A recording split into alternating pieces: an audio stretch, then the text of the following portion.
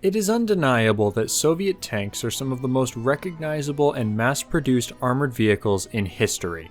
It began with the legendary T-34 from World War II, and this eventually proceeded to the equally legendary T-54/55 that saw over 100,000 built from 1946 to 1983.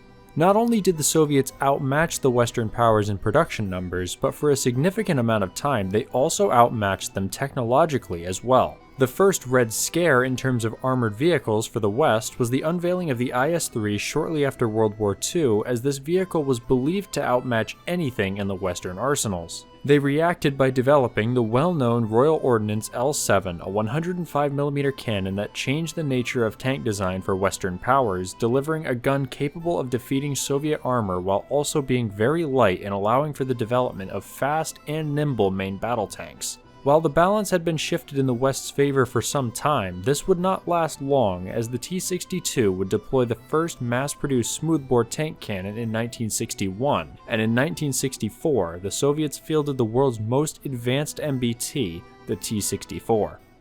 Over a century ago, the first tanks entered combat in the Battle of the Somme.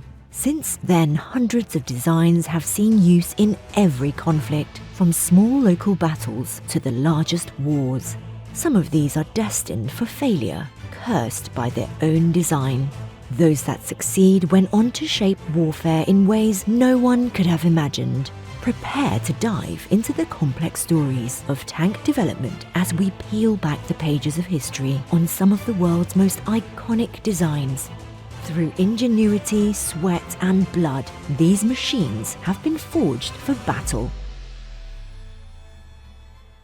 I want to give a special thanks to Armored Warfare for sponsoring this portion of today's video and providing a special code just for my viewers, which I'll talk about in just a minute. Armored Warfare is a free-to-play online tank combat game which allows you to take control of some of the world's most cutting-edge MBTs, as well as ones from throughout the Cold War. For those of you who clicked on this video because you love the T-64, you'll be happy to hear that you get the choice of just about every variant of the tank in Armored Warfare. You can then use them in either PvP or PvE mode, which is my personal favorite. You can sign up for free using the link down below, and you can use the code on screen for a 14-day rental of the T-64 AV Hunter. This code is only available for the first 1,000 who use it, so be sure to activate it fast so you don't miss out. Thanks once again to them for returning as a sponsor of the channel. Now let's talk a bit more about the T-64. The T-64 changed the game by being the first production tank to incorporate composite armor in both the turret and frontal hull. This gave the vehicle incredible protection from both chemical and conventional rounds. It matched this protection with an equally impressive 125mm gun capable of penetrating any NATO tank from distances of over 3 kilometers. Multiple upgrades to the base vehicle saw the inclusion of laser rangefinders, gun-launched ATGMs, and explosive reactive armor. All of these features made the tank an innovative and fearsome vehicle, and it rightfully took its place in its assignments to elite units of the Soviet Army from 1967 forwards. We covered the development and design of this machine in the first part of this two-part series, so be sure to watch it if you haven't already. In part 2, we'll be picking up where we left off to cover some of the more recent upgrades as well as the combat history of this MBT. The tanks of the Soviet Union often boast impressive production numbers, such as the T-64's big brother, the T-72, seeing over 25,000 vehicles produced. Soviet production numbers are often matched by the vehicle's participation in a large number of conflicts, with the T-55 and T-72 serving in nearly every conflict in Africa, Asia, and Eastern Europe since their respective development dates. However, despite the advancements made by the T-64, it never followed this trend. Only around 12,000 of them were produced, and they were never exported to foreign nations during the existence of the USSR. With the fall of the Soviet Union in 1991, many T-64s were passed on to successor states. The newly declared Russian Federation decided to phase out their T-64s in favor of its derivative, the T-80, and the cheaper T-72. This led to the T-64 becoming a major workhorse for the Ukrainian army instead, with them acquiring a number of these tanks. While the fall of the Soviet Union had created a significant power vacuum that caused multiple conflicts to arise in Eastern Europe, it also gave the T-64 the opportunity to prove itself in battle, something that it had never been able to do before. During the entirety of the 1980s, the Soviet Union found itself embroiled in a difficult war to hold onto control of its puppet state in Afghanistan. This war had seen nearly every armored vehicle produced by the USSR involved in the fighting, but only saw the majority of main battle tanks involved being the T-55 and T-62 series. However, according to Steven Zaloga and L.R. Reddy, Afghanistan was the first time the T-64s had been deployed outside of Europe or the USSR proper. Zaloga states that there were a few T-64s sent to Afghanistan for testing but did not see combat due to their engines not being able to operate in the high altitudes or terrain. As there was no evidence to be found of T-64s operating in Afghanistan, these claims may be either mistaken through mistranslations or the tanks were only tested for an extremely small amount of time. With this in mind, the first true combat history of the T-64 begins in 1992 with the Transnistrian War.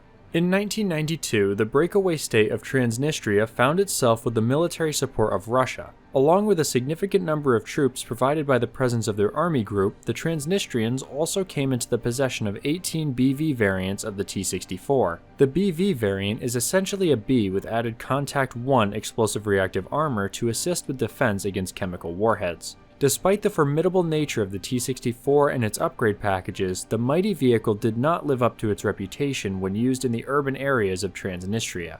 According to Moldovan reports in 1992, 3 T-64s were destroyed when approaching the town of Bender, 2 by 100mm T-12 anti-tank guns, and another by an RPG that was able to light the engine on fire. Despite claims that many of the tanks bore Russian flags, they claimed that the tanks had been stolen by the Transnistrians. For a tank that had been waiting decades to prove its combat worth, its first turn in action did not bode well.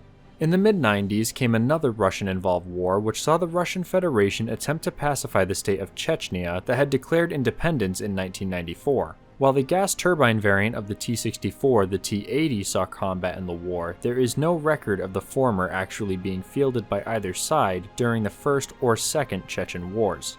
This would leave the tank in another period of combat dormancy until it found itself at the forefront of another war, this time against the nation that had originally developed it. One of the most well-known ongoing wars of our time is that of the Russo-Ukrainian War, which started in 2014 and continues today. Unlike many armies that field former Soviet equipment, the primary workhorse MBT of the Ukrainian army is the T-64 and its many homegrown variants. At the beginning of the conflict, the Ukrainians had just fielded the newest variant, the domestic upgrade known as the T-64 Bulat, which had entered service in 2010. The Bulat has seen extensive improvements on top of the original B variant, including ERA and even an active defense system. However, only about 76 of these vehicles have been completed by 2014, and therefore the rest of the Ukrainian force consisted of T-64B and BVs. It has been reported that there are over 1,000 T-64Bs in service, with nearly 400 BVs in 2014 and about 253 in 2017.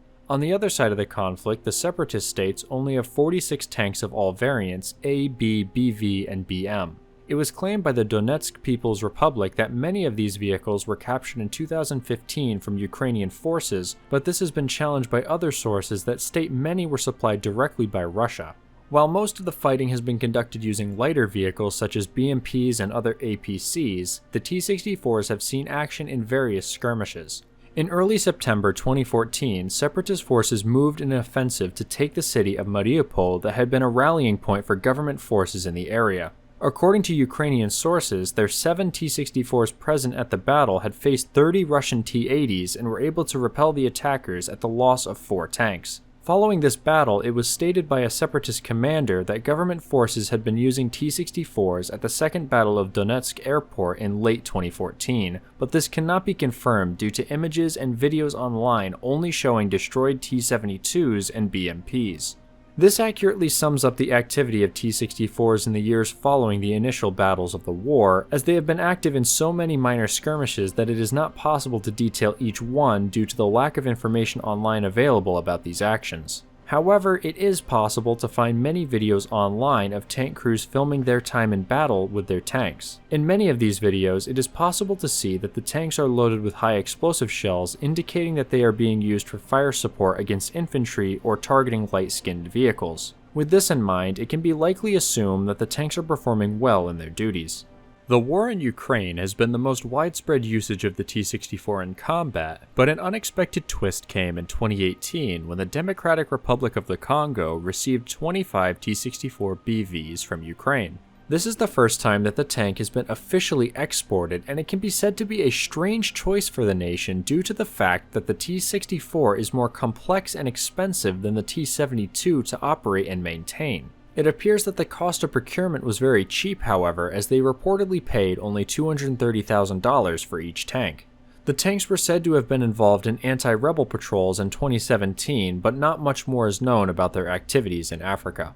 For such a revolutionary tank, the T-64 unfortunately found itself in a position of being too revolutionary and being outshone by its relative, the much cheaper T-72 and direct descendant, the T-80. Due to the lack of sources on the topic, it is not possible to make an accurate determination of the true performance of the tank in battle. However, due to the fact Ukraine continues to order upgrades and renovations to the vehicle, it can be assumed that they are either doing well enough not to fully replace with T-72s or T-80s in their inventory, or cannot afford to switch to these tanks. While the T-64 itself was never able to prove itself on the battlefield, it can be said it technically has in the form of the T-80, which is essentially a descendant of the T-64 due to its design and multiple aspects of the vehicle.